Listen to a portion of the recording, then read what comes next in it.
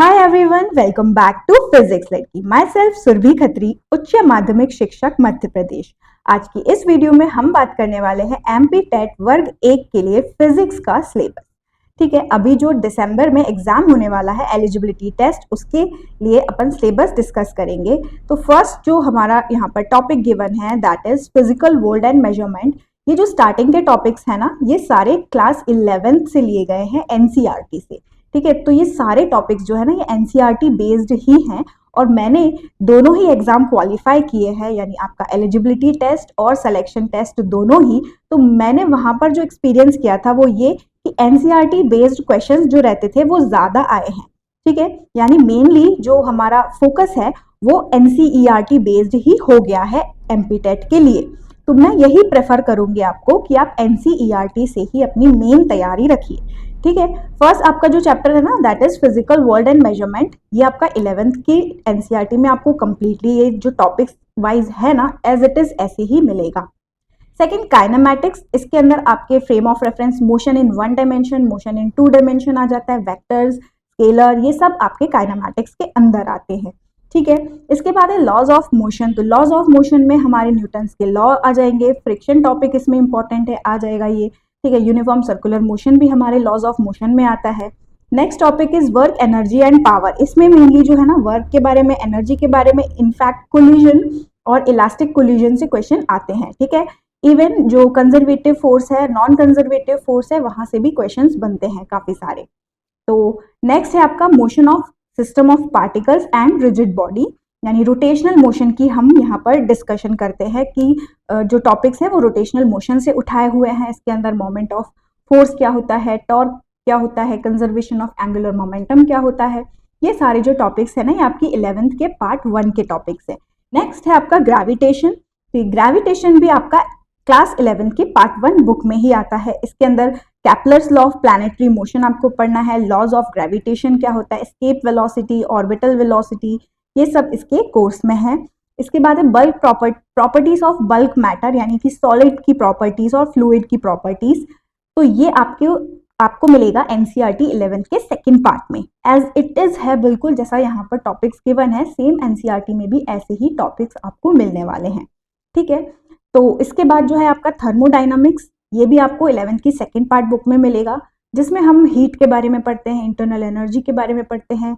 Next आपका जो topic है ऑसिलेशन एंड वेव्स, तो इसमें दोनों ही चैप्टर कवर किए हुए हैं, ऑसिलेशन और वेव।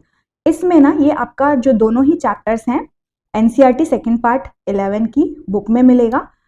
लेकिन ये जो चैप्टर्स हैं दोनों ही चैप्टर्स ये आपको बुक के एंड में मिलते हैं दोनों ही।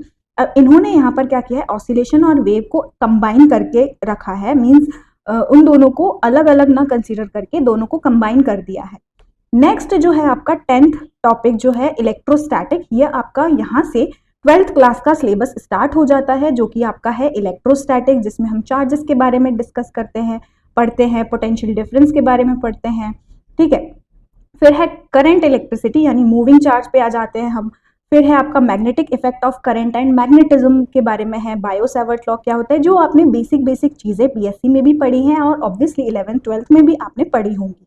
बीएससी में भी यही सेम टॉपिक्स होते हैं और एमएससी में भी यही सेम टॉपिक्स होते हैं।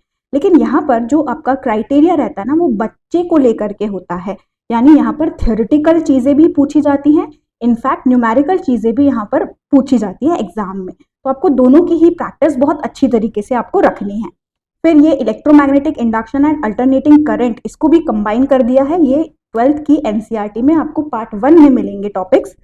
फिर है आपके ऑप्टिक्स। ऑप्टिक्स से ना जो 12th का एनसीईआरटी पार्ट 2 बुक है ना, वहां से ये स्टार्ट होता है आपका ऑप्टिक्स।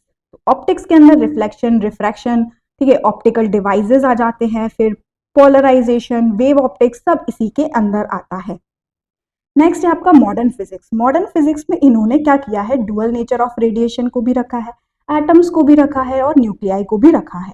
ठीक है, फिर है आपका इलेक्ट्रॉनिक डिवाइसेस। तो जो इलेक्ट्रॉनिक डिवाइसेस होते हैं ना, जैसे सेमीकंडक्टर, ठीक है, transistor, transformer, transistor, zener diode, ठीक, ये सब इस इलेक्ट्रॉनिक डिवाइसेस के अंदर यहाँ पर आते हैं। ये भी आपको मिल जाएगा NCERT second part class 12th में।